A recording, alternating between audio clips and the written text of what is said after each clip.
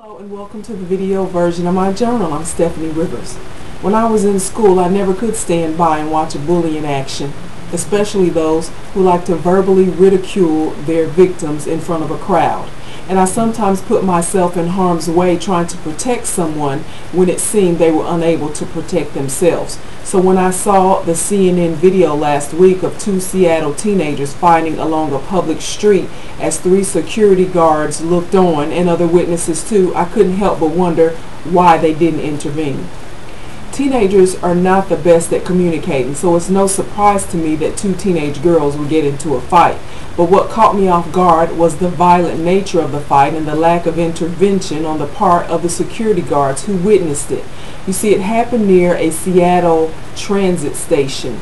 After the attack, the 15-year-old victim told police that a group of other teenagers approached her in the bus terminal tunnel, and she thought they were trying to rob her, so she ran back upstairs to where the security guards were standing because she thought that they would protect her. She was wrong. The video showed someone attacking the girl and pushing her into the street. After that, she was thrown to the ground and was kicked about her head and chest. The fight took place for at least 2 minutes, and the three security guards, they did nothing to stop the beating, even though one of them was within arm's length of the struggle. After the attacker stopped the beating, someone else is seen running to the victim and taking her purse as she lay on the ground.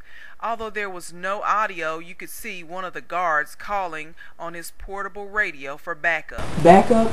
Why would a grown man who is healthy enough to act as a security guard need backup for a teenage girl fighting another teenage girl when there were clearly no weapons involved? Wouldn't the other two security guards standing around, wouldn't they be his backup? Well, it turns out that there was nobody that was compelled to stop the beating. And it also turns out that the security guards were just following orders. The company that hired the guards said the men were not allowed to stop the event. They only were allowed to just report what they saw and then to wait for police officers to come so they could give an account of what happened. Wasn't that what regular people do who don't have security across their chest? And if a security guard is not allowed to stop a fight between two teenage girls, what good is he? I say no good. Why bother paying 3 grown men to be security guards when the video clearly does what they were doing, giving an eyewitness account? There have been too many instances where a person clearly in distress and in need of help received none from passers-by. Psychologists call it the diffusion of responsibility syndrome. It's when people who are in a position to give help do nothing because they expect for the next person to give that help.